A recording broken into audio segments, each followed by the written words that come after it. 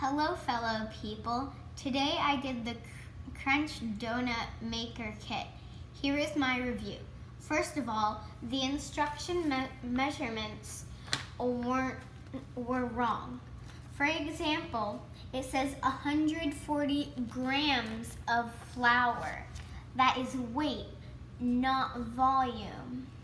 Second of all, the actual directions only teach you how to make chocolate donuts, which on the packaging, it only shows vanilla donuts, as you can see here, and they are obviously photoshopped.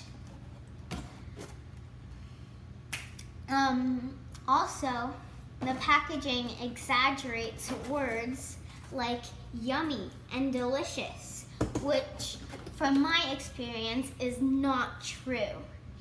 This so-called donut maker kit is only a piece of cardboard and plastic, and the plastic is in the mold. And that is worth about $1, while people are selling this thing for $15 to a boasting $36. In conclusion, this kit is a piece of junk, and do not buy this Crunch Donut Maker Kit ever. Bye.